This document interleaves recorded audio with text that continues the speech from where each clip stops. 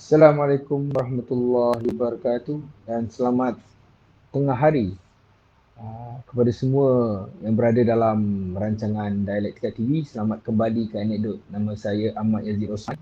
Hari ini saya akan mengemudi sebuah lagi sesi acara yang kita nanti-nantikan dalam kita mengubah atau mencari jawapan pada persoalan-persoalan yang ada dalam rakyat. So, Alhamdulillah kita bersama pada hari ini dengan panelis yang daripada sebuah institusi yang dihormati di Selangor, Institut Darul Ihsan, Encik Khairul Arifin bersama kita hari ini untuk berbicara tentang pelbagai survey-survey dapatan-dapatan yang terdapat. Kalau kita lihat tuan-tuan dan puan-puan, sedikit mukadimah sebelum saya berkongsi skrin ni dengan Tuan Khairul, kita dapati ada pelbagai kajian pendapat yang telah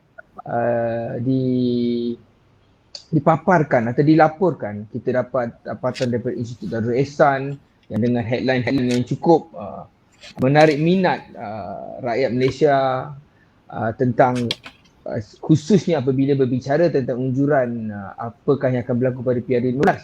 Kita juga dapati utusan juga memberi beberapa unjuran.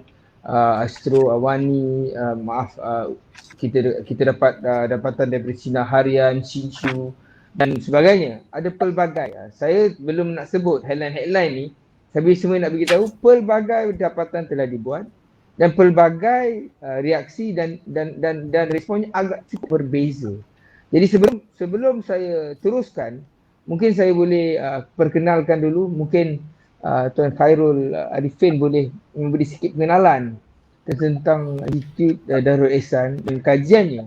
Sebelum kita bicara lagi, sebenarnya kenapa ada berbanyak perspektif daripada pelbagai agensi kajian berkenaan sentimen politik.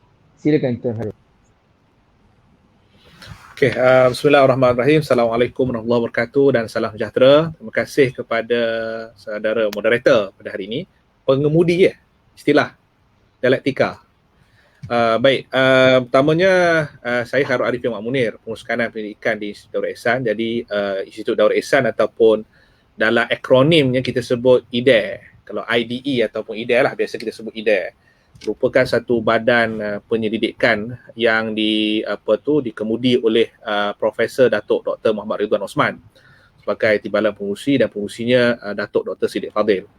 Jadi kita di peringkat Institut Darul Ihsan kita terlibat dalam menjalankan survey, pelbagai jenis survey sebenarnya, tidak terhad kepada survey berkaitan dengan politik. Kita terlibat dalam SIA, Social Impact Assessment. Kita juga ada buat survey berkaitan dengan produk. Kita juga membuat survey berkaitan dengan impact study kepada program dan sebagainya. Jadi antara survey berkala yang kita buat di Institut Darul Ihsan adalah yang kita panggil bahawa survey Mood Rakyat, Mood of the Nation. Jadi survey Mood Rakyat, Mood of the Nation ini adalah kita buat, Tuan Moderator sejak daripada sebelum PRU 14 lagi. Jadi sebelum PRU 14 kita telah pun buat survey yang berkaitan dengan mood rakyat, nak melihat bagaimana sentimen sebenarnya masyarakat ataupun rakyat Malaysia berkaitan dengan pelbagai isu. Dan terbaru yang kita buat, kita jalankan adalah survey yang kita namakan survey Mood Rakyat, Mood of the Nation, setahun pemerintahan Perikatan Nasional. Jadi yang itu yang kita buat. Sebelum ni kita telah buatlah tentang Perkataan Rakyat, Perkataan Harapan dulu, Perkataan Rakyat masa Prof. Dr. Ridwan di UMCDL dan sebagainya.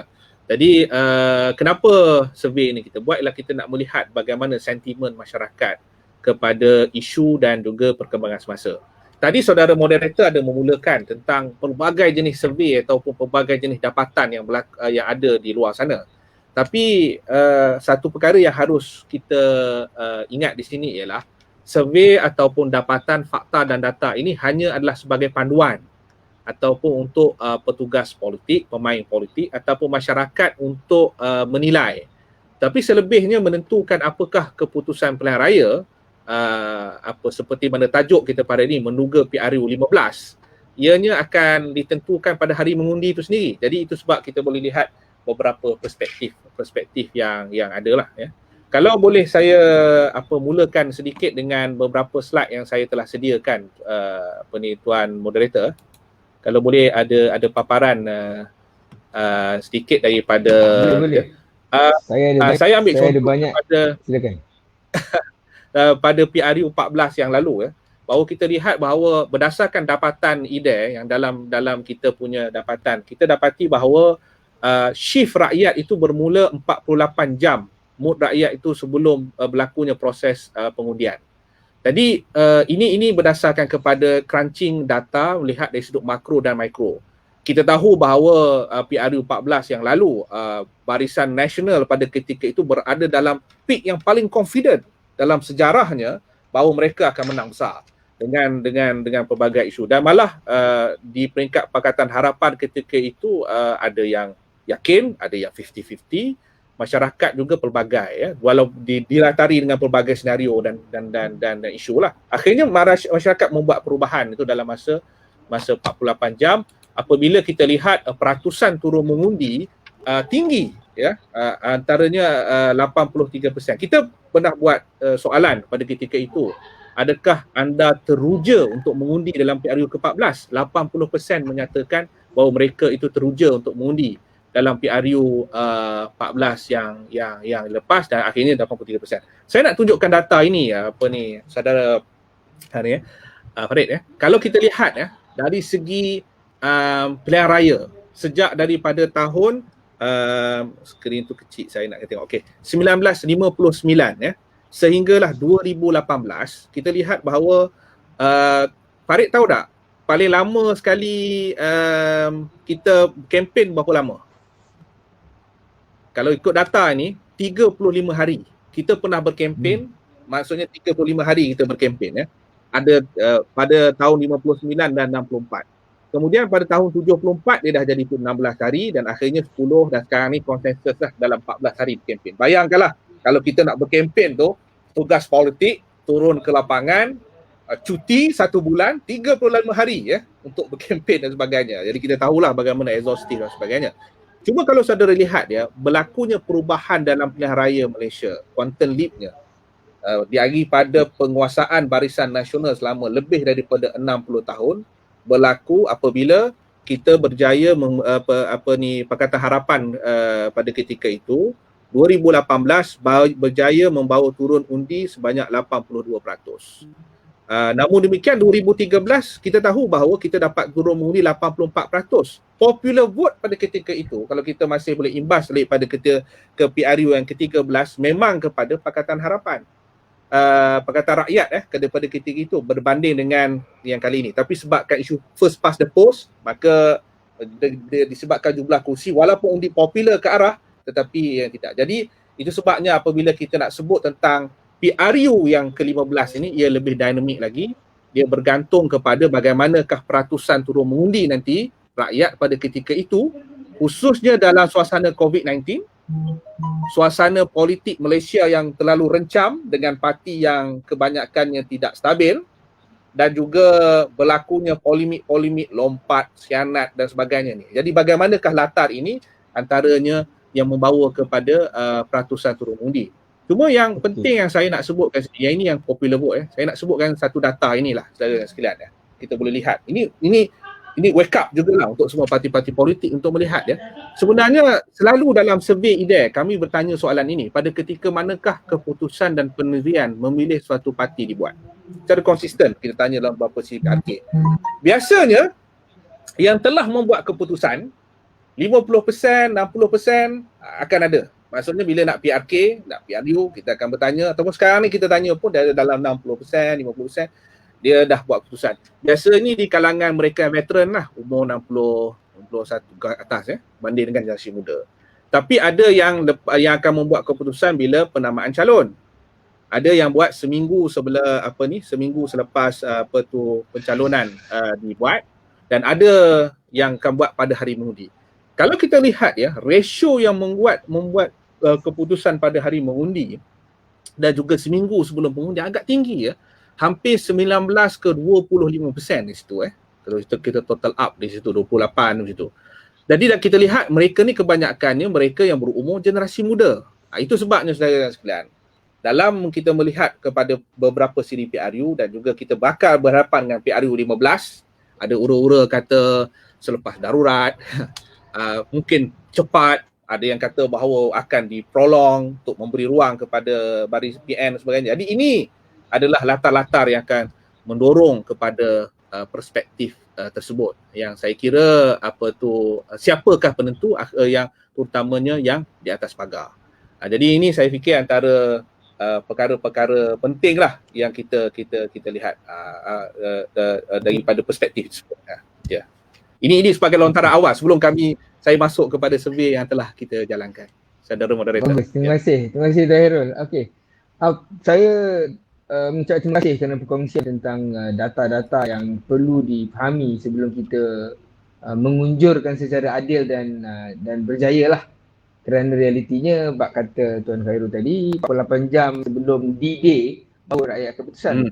Tapi persoalan yang kita ingin lontarkan, kenapakah kita dapati pelbagai agensi pada ketika ini menunjuran berbeza. Contohnya, IDE melaporkan bahawa 46% daripada responden IDE menginginkan kerajaan Tan Sri Muhyiddin terletak jawatan. Pada masa sama, kita dapati Fakulti Sosial UKM melaporkan majoriti daripada responden mereka mengatakan PN ada kemampuan untuk membentuk kerajaan di mana 40% PN berbanding dengan BN yang hanya 13% dalam Pakatan Harapan. So itu kontradik yang pertama.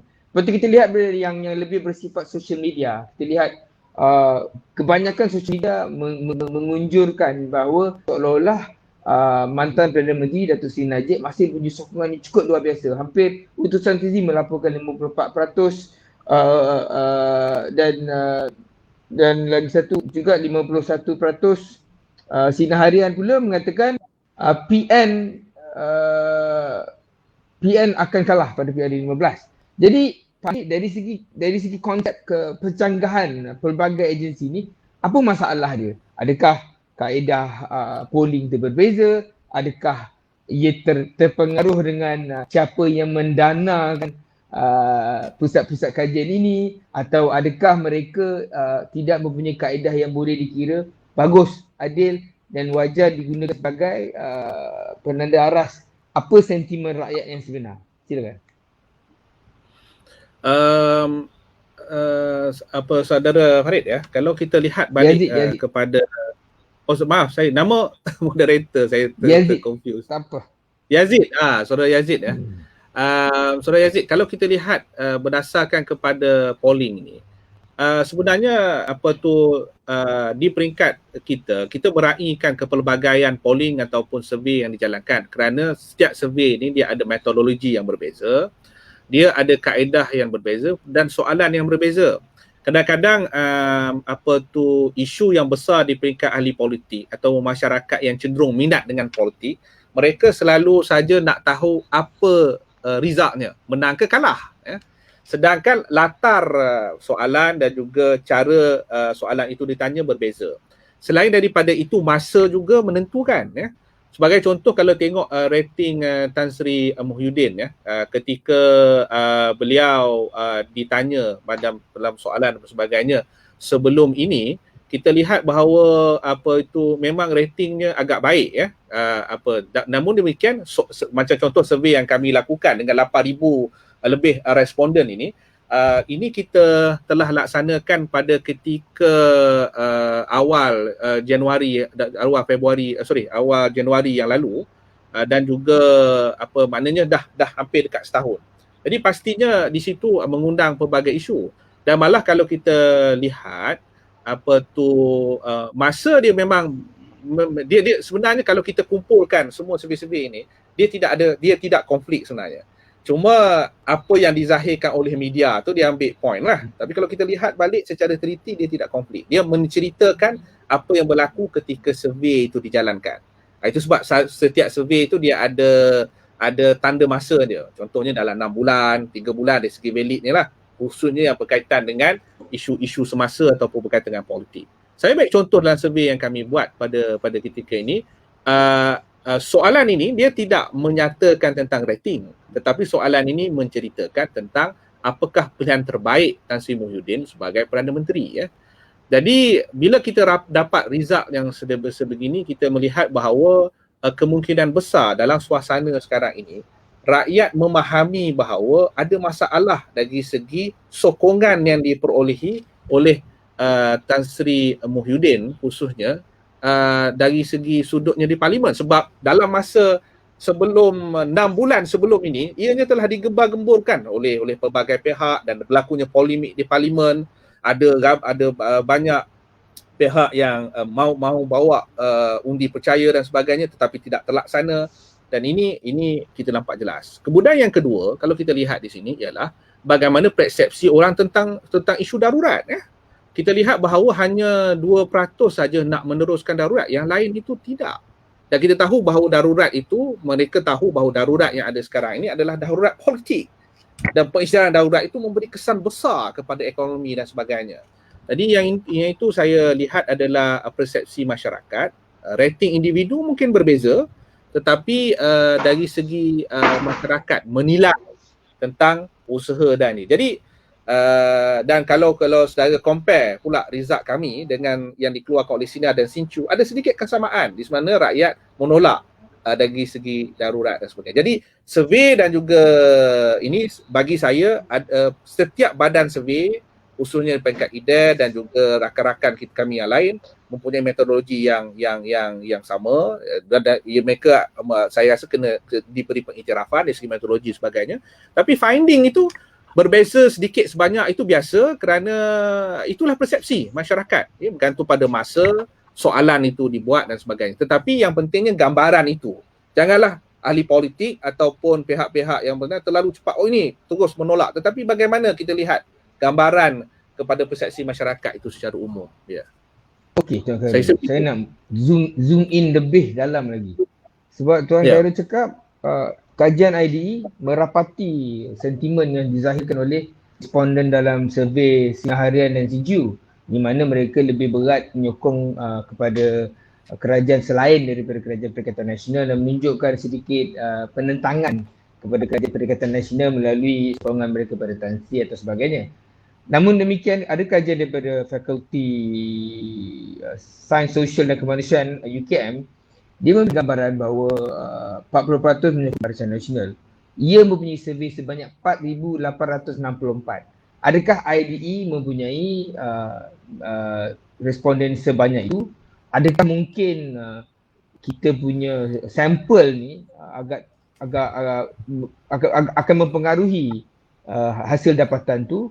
Adakah IDE fokus kepada responden-responden yang mungkin secara kebetulan menyokong pihak tertentu, dan yang surveyor yang lain, kajian lain juga mempunyai satu tendensi untuk mendapatkan maklum balas daripada golongan tertentu? So macam mana nak jawab? Takkanlah Fakulti Sains Sosial UKM dengan 4,864 NSAIS salah? Apa beza dia dengan IDE? Adakah IDE punya NSAIS yang lebih besar, metod yang lebih baik dari segi konteks sokongan mereka pada kerajaan yang ada hari ini? Saya fikir kita kena buat kelas kita kena buat kelas research method lah kalau gitu kalau kita nak faham bagaimana kaedah. Sebab saya tak menafikan survey yang dibuat oleh UKM. Saya rasa ada kebenarannya dari segi apabila dia mengukur dalam perspektif yang dilihat.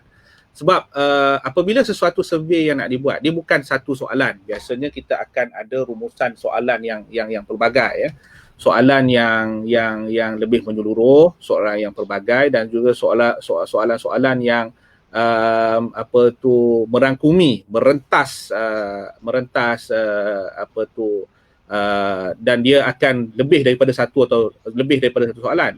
Jadi metod ada pelbagai metod yang dijalankan Jadi itu, dan sentimen semasa itu menentukan sebab kadang-kadang masyarakat ini, itu sebab kalau kita tengok unjuran di sosial media lain kan. Jadi dari segi itu saya rasa tidak ada isu. Malah kalau kita katakan bahawa dari segi sokongan parti pun dalam survey yang kita buat, bila kita cross check berdasarkan parti, ianya tidak jauh-jauh lari. Mana dalam kedudukan sekarang ini di tanggalkan parti-parti politik itu dia neck to neck Jadi saya fikir ini adalah satu perkara yang biasa dalam mana-mana survey yang dijalankan. Jadi saya tak nampak ianya sebagai satu isu besar untuk kita pertembungkan dari segi metodologi sebagainya, tetapi apa isu dan juga apa tu orang panggil perkara-perkara yang kan hasil dia tu, yang itu yang kita kena bincangkan. Mengapa dia jadi sedemikian? Adakah ianya tidak betul dalam keadaan sekarang ini? Kita tahu dalam social media, di dalam Facebook sebagainya, ada komen-komen, ada rejection, ada kritikan-kritikan terhadap suasana dan senario yang berlaku. Jadi ini pastinya memberikan sedikit maklumat lah kepada kita nak melihat gambaran apa yang berlaku secara sebenar. Tuan Khairul, terima kasih. Satu feedback yang baik. Cuma saya ada satu soalan. Pendapat Tuan Khairul sebagai mewakili Institut Darul Ihsan yang dikatakan research institute yang berkaliber dan berautoriti. Adakah Tuan Khairul rasa dapatan sosial media ni wajar digunakan untuk kita menganalisa sentimen rakyat seluruhnya? Ada yang kata sosial media ni sedikit bias kepada golongan tertentu, kumpulan tertentu dan tidak boleh dijadikan ukuran tentang sentimen rakyat. Ataupun ia menjadi indikator kepada sentimen rakyat yang sebenarnya yang apabila hari mengundi nanti dipecahkan dalam kerusi-kerusi, don-don dan sebagainya. Jadi pendapat Tuan Khairul, adakah pendapatan dari segi sosial media ini boleh menjadi indikator yang menghampiri kebenaran sebenar sentimen rakyat? Itu soalan saya pertama. Soalan yang kedua, Tuan Khairul, adakah benar tuduhan-tuduhan yang mengatakan kita dapati ini adalah permainan parti-parti politik yang mendanakan institut-institut kajian ini supaya menghasilkan laporan yang dapat dijadikan satu media propaganda untuk mengiyakan hujah-hujah berdasarkan funder-funder mereka, ataupun ini adalah satu falasi semata-mata? Dua soalan, Tuan Khairul. Pertama saya nak jawab yang kedua dulu. Boleh? Boleh. Yang kedua je, sama ada apa tu dia bergantung. Saya nafikan benda ni. Kebanyakan macam di India pun kita mempertahankan integriti kita. Kalau kita lihat dalam soalan kita, bukan tidak ada yang menyokong kepada kepimpinan PN yang ada Malah kita pernah keluarkan bagaimana kalau boleh ditunjukkan slide kita dapat tahu bahawa PAS memberikan sokongan besar kepada Perikatan Nasional dengan hampir kepada 78% menyatakan bahawa memilih untuk Tan Sri Muhyiddin session kekal. Tapi dan juga dia memberi rating 8/10 daripada sokongan keseluruhan kabinet. Sesuailah dengan keadaan bahawa kita lihat di luar sana bahawa PAS dalam tradisi selepas PRU 14, apabila dia kalah besar dengan hilang banyak tempat dalam wang deposit sebagai dalam formula 3 penjuru, dia berdepan dengan suasana perlukan engagement dengan mana-mana parti yang sokong rapat dengan pemerintahan.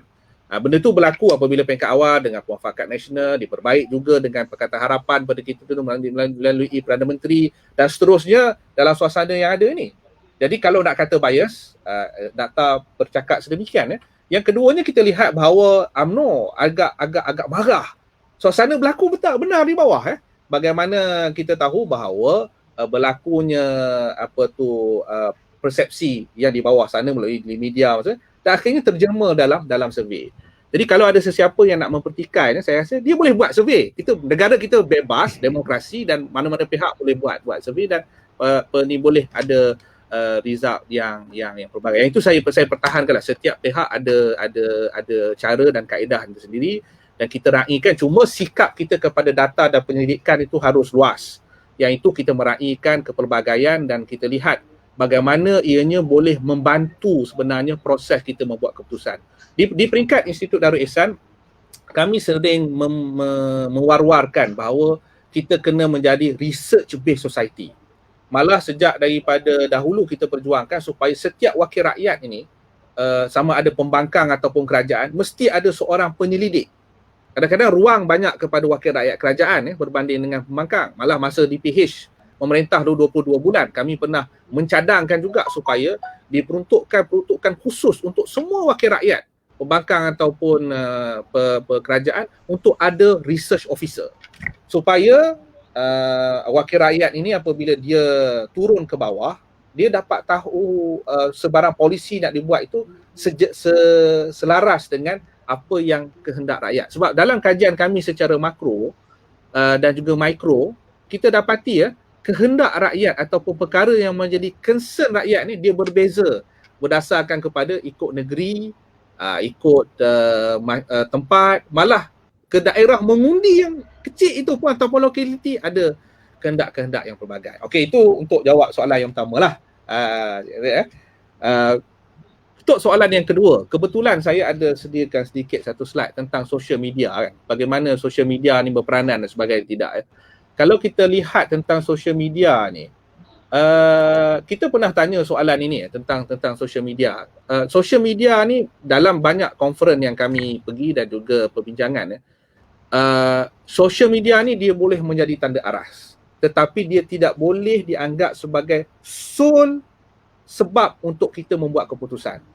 Malah di dalam beberapa conference antarabangsa yang saya pergi, antaranya di AMPOR, Asian Network for Public Opinion Research, dan juga WAPOR, World Opinion of Public Opinion Research, beberapa pakar-pakar membuat conclusion bahawa ia boleh melihat untuk kita melihat bagaimana pandangan masyarakat, tapi dia tak boleh jadi sole kepada kita untuk buat keputusan. Cuma yang menariknya dalam masyarakat Malaysia, apabila kita tanya soalan ini, kita pernah tanya soalan ini Saudara Yazid, apakah media sosial ini boleh mempengaruhi undi anda?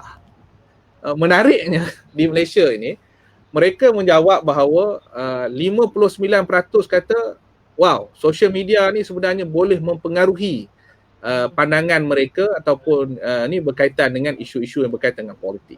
Jadi ini yang menjadi alertnya di sini So kerana tanggungjawab kita ahli politik dan juga masyarakat untuk alertkan masyarakat bagaimana ada filtering ability untuk menapis bahan-bahan daripada social media. Sebab kita ada satu tanggungjawab kerana ada satu segmen dalam masyarakat menganggap bahawa social media boleh mempengaruhi mereka. Malah kalau kita lihat data media komunikasi yang paling tinggi di Malaysia ni dalam banyak survey kami yang kami buat, yang paling tinggi sekali adalah WhatsApp 75.6%, kedua Facebook 75.1%. Dan sikap kita dalam WhatsApp, dalam masyarakat kita, kalau di US dia lebih kepada Twitter dan sebagainya, dalam rantau kita di sini, dalam ASEAN Barometer on social media pun paling tinggi penggunaan WhatsApp. Sikap kita dalam WhatsApp ni Tuan Moderator, kita lihat bahawa kalau katalah ada satu A, dia nak bertanya tentang satu isu politik ke, isu apa perkara-perkara yang berlaku ke dalam masyarakat, peristiwa ke, dia tak nak tanya private, dia selalu tanya dalam grup. Dalam grup tu ada 200 orang. So hanya sebab hanya dalam bentuk soalan, dia dah jadi satu spekulasi. Kemudian dia pula pergi forwardkan kepada dalam satu grup lain yang ada 200 orang lagi. Yang sudah ada 400 orang yang terdedah dengan spekulasi. Jadi dulu kalau sebarang isu-isu yang timbul, biasanya kita boleh selesaikan dengan berita pukul 12, berita pukul 8. Sekarang ni isu ni kita boleh bergerak dari satu masa ke satu masa. Itu yang berlaku dalam proses politik kita di Malaysia, yang saya anggap bahawa ini merupakan satu perkara yang menjadi cabaran lah untuk kita berdepan dengan suasana pada akan datang. Poin saya yang paling utama di sini ialah survey dan juga penyelidikan ini, kita jangan cerca, jangan kritik, tapi cuba kita lihat data-data yang ada itu dan bagaimana data-data ni boleh membantu kita. Saya ambil contoh bagaimana David Cameron dalam satu pilihan raya US pernah diramalkan kalah, tetapi dia berjaya menang. Diramalkan oleh beberapa polling dia kalah, tapi dia menang kerana apa? Kerana tim dia menggunakan data-data kemenangan, kekalahan yang dia ada tu, persepsi orang ketika survey itu dijalankan untuk dijadikan satu tanda arah bagaimana dia nak buat satu leap kepada proses kemenangan. Yang itu yang kita kena lihat sebenarnya. Sebab survey itu berbeza. Mungkin bulan ini pandangan masyarakat berbeza. Bulan depan juga pandangan masyarakat berbeza. Jadi bagaimana data itu kita dapat menggunakan ianya untuk membantu kita membuat keputusan. Itu adalah saya fikir yang lebih baik. Itu sebab di peringkat Institut Darul Ihsan kita meraihkan semua survey-survey yang dibuat, walaupun ada satu dua berbeza sedikit dengan kita dari segi konteks, tetapi kita raikan, kita hormati keputusan tersebut, malah kita bagi ruang banyak di peringkat IDES secara dalaman. Kita offer kepada rakan-rakan kita yang membuat survey ataupun membuat penyelidikan, research, banyak ya pensyarah-pensyarah universiti membuat research. Kadang tapi research mereka tu hanya tinggal di jurnal-jurnal, tidak dicerakinkan dalam bentuk yang lebih besar. Jadi kita offer di peringkat Institut Darul Ihsan untuk mereka membuat presentation dan kita lihat data-data tersebut supaya apa yang saya sebut sebagai tadi sebagai the culture ataupun ekosistem research based society itu dapat kita wujudkan dalam konteks masyarakat kita di Malaysia. Itu harapan kita, saudara. Ya. Harapan yang baik Tuan Khairul. Cuma saya ada tak boleh let go lagi. Kajian UKM kata 13% sahaja rakyat Malaysia sokong BN, 13% sokong PH. Dia menggambarkan kalau ada pilihan raya, majoriti kalau pertembungan 3 penjuru, PN akan menang. Of course, benda ini berbeza dengan dapatan daripada IDE. Kenapa agaknya mereka mempunyai satu hasil kajian cukup berbeza dari segi sokongan pada parti? Mungkin ada, kita kena compare apple to apple dulu baru adil.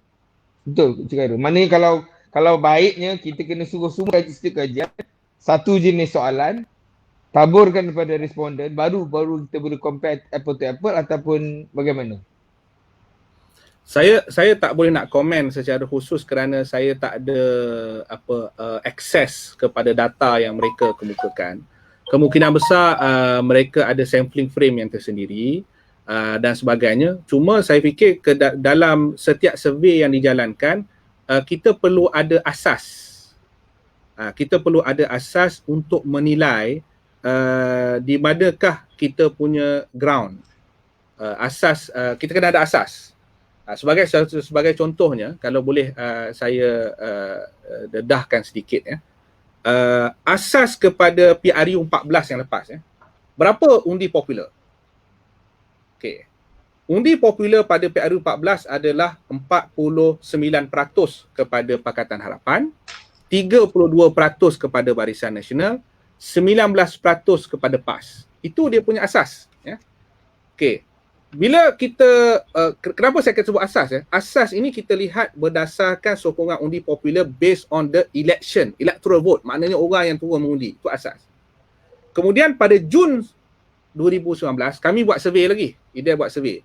Pada ketika itu kita dapati undi popular berdasarkan survey, bukan berdasar pengundian. PH jatuh kepada 48%, BN kepada 32%, PAS kepada 17% pada ketika itu. Dia sentiasa ada. Bila kita tanya soalan kepada masyarakat, jika pilihan raya berlaku 6 bulan yang akan datang, apakah pilihan anda? So, bagi kami, kita mengiktiraf survey tersebut dalam suasana dia ada asas. Dia tidak tiba-tiba melonjak sampai ke 80% sokongan. Dia tidak juga ni. Jadi kita dapati bahawa ada 48%. Kemudian Julai 2020 kita buat survey, kita dapati ketika itu sebabkan berlakunya peristiwa Sheraton Mall dan sebagainya, pengalaman PH 22 bulan dan sebagainya, dia daripada 49 masa PRU, 48 dia jatuh kepada 33%. BN masih dalam 33. Ini based on survey tuan-tuan based on survey. Kemudian PAS sentiasa dia tak lebih dalam Semenanjung Malaysia punya threshold dalam 20-23%. Jadi kita berdasarkan pada fakta itu. Kemudian baru-baru ini kita buat survey pada Mac 20 yang inilah yang kita buat ini, kita dapati bahawa PH berada dalam level 41%, BN dalam 25, 12 kita dapati untuk PAS, PN ataupun kita sebut sebagai bersatu lah dalam hal ni. Sebab PN tu kita susah nak ukur. Dia kena campur lah. Kan? Bersatu tu sokongannya sentiasa dalam 7 ke 3%. Sebab hakikat bersatu ialah dia parti sepihan daripada UMNO. Daripada dulu lagi sebenarnya percentage dia dari ground, dia tak lebih daripada 10%. Tetapi bila masuk election lain lah. Kalau dia jadi gabungan PN itu sendiri. So senario sekarang ni dia jadi neck to neck lah. Kalau telah BN campur dengan PAS, campur dengan tu, dia akan jadi neck to neck. Jadi di sini kita lihat bahawa justru sebabnya dalam survey kami, bila kita lakukan survey itu, sentiasa kita akan tengok kepada the real base. So the real base itu di mana? Jadi the real base. Jadi kita daripada PRU 14, kita pernah track daripada PRU 13. Daripada situ kita lihat bersongan untuk menjawab soalan yang berkaitan dengan apakah sokongan anda kepada politik ataupun parti yang anda akan undi. Tapi kalau soalan itu adalah berkaitan dengan sokongan terhadap individu wakil rakyat, dia mungkin berbeza. Macam tadi, tanya tentang Datuk Najib, tanya nanti tentang Datuk Seri Anwar, tanya tentang Tan Sri Muhyiddin, dia akan berbeza. Jadi sebenarnya, kita sebagai pendengar di luar sana, jangan terkeliru sebenarnya dengan dua perkara. Satu, jangan terkeliru dengan soalan yang ditanya dalam kita nak membuat rumusan. Yang kedua, konteks pertanyaan tersebut dalam keseluruhan survey itu dan juga ketika survey itu dijalankan. Kalau ini dapat kita lihat, kita mungkin boleh menilai sebenarnya bagaimana persepsi sesuatu survey itu dijalankan. Okey, kalau macam tu saya fikir saya boleh summarize, kita tidak boleh menerima dapatan ini sebagai unjuran yang tepat. Ia hanya adalah sikit sebanyak indikator-indikator menunjukkan sokongan rakyat yang pelbagai, bergantung pada soalan yang pelbagai, bergantung pada masa dan sebagainya. So bahkan kalau boleh saya tambah sikit, bahkan parti mana yang nak menang nanti pun kita tak boleh tahu, melainkan ada D-Day nanti lah. Sebabnya ada dynamic. Ada kemungkinan dia suka Tan Sri Muhyiddin tapi dia sokong UMNO. Ada kemungkinan dia suka PAS tapi dia sokong Anwar Ibrahim. Ada kemungkinan dia sokong PKR tapi dia undi DAP dan sebagainya. Betul? Sebab kerana realitinya masyarakat mempunyai ada kriteria-kriteria berbeza berdasarkan soalan yang diberi. Oleh itu, kalau saya boleh conclude, Tuan Khairul, berdasarkan apa yang ilmu-ilmu yang terkongsi yang bagi saya cukup berharga, kita tak boleh conclude berdasarkan dapatan. Kita jangan terpengaruh dengan headline-headline media ni. Semua kajian-kajian mempunyai asas yang berbeza-beza, tujuan yang berbeza-beza. Dan yang paling penting sekali, ia tak signifikan kecuali pada 48 jam yang terakhir, di mana pengundi akan buat keputusan. Jadi setiap hari, saya ada hak untuk menentukan saya apa yang saya nak undi berdasarkan isu semasa dan tidak boleh dijadikan indikator. Cuma, ahli politik kena bijak, kena danakan polling ni menjadi satu budaya, jadi dia boleh kerja lebih baik, fix problem, selesai masalah, jadi rakyat mendapat hasil yang terbaik daripada semua wakil rakyat tak kira parti. Betul tuan? Betul, saya setuju betul dengan saudara Yazid. Tapi soalan lain saya nak tanya. Berdasarkan sepelbagai kajian ni, Tuan Khairul rasa lah kajian berbeza, social media kata begini, ID kata begini, UKM kata begini dan sebagainya. Rasa-rasanya personal opinion, professional personal opinion. Rasa-rasanya apa unjuran PR15 bagi Tuan Khairul? Bagi saya unjuran PRU15 ni dia sifat dia dinamik. Malah baru ni kalau saya kami dalam kalangan researcher kita bincang, boleh tak kita guna istilah apa parti yang anda sokong ataupun bakal anda undi. Kita nampak istilah undi akan ada masalah sebab masyarakat sekarang dia sukar nak buat keputusan. Jadi kita guna istilah undi, kita tukar kepada perkataan sokong. Sebab sokong tu lebih luas dengan apa. Jadi pada pandangan saya, kita masih terlalu awal nak menentukan siapa menang dan kalah sebab unjuran politik itu pelbagai.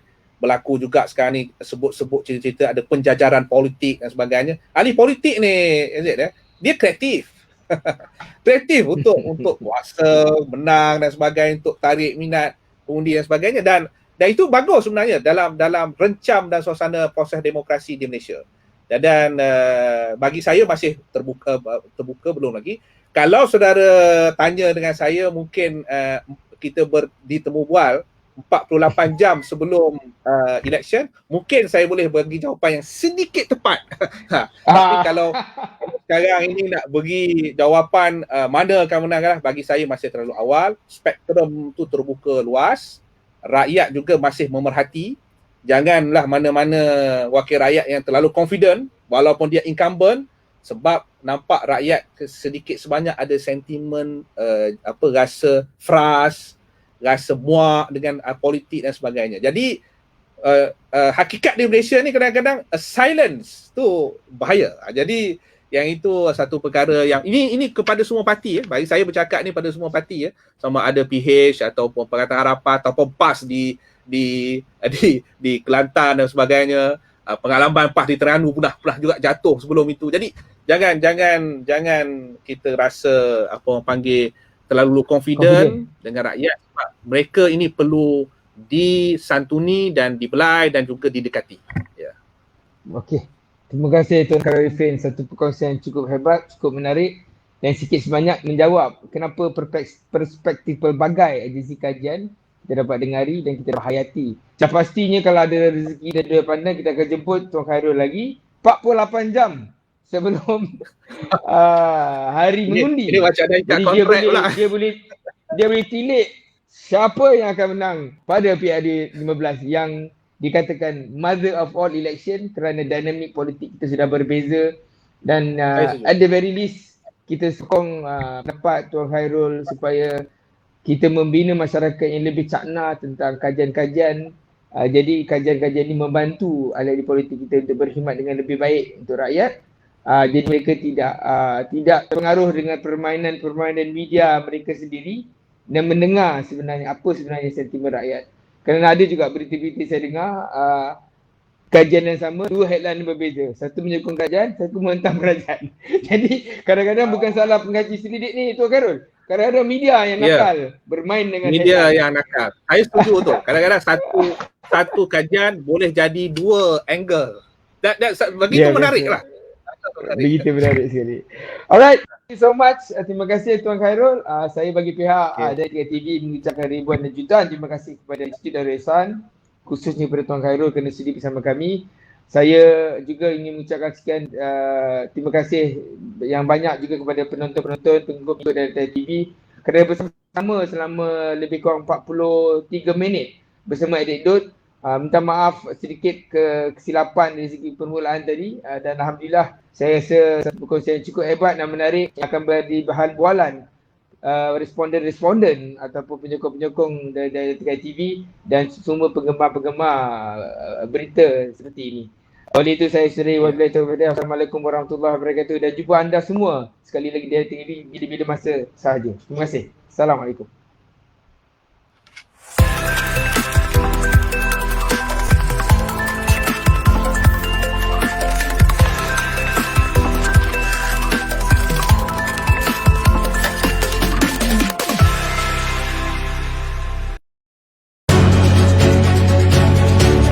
Ini adalah simbol betapa ada beberapa orang pada kita yang kata kena ada Persatuan Melayu. Saya melihat Malaysia sebagai, ini saya rasa penting kita memikirkan. Tapi tak ada reformasinya di situ. Namun begitu Tidak bertindak, mana ada demokrasi? We have wasted the crisis dengan tidak membuat pertempuran. The biggest shareholders of a government is rakyat. The biggest shareholders of a government is rakyat.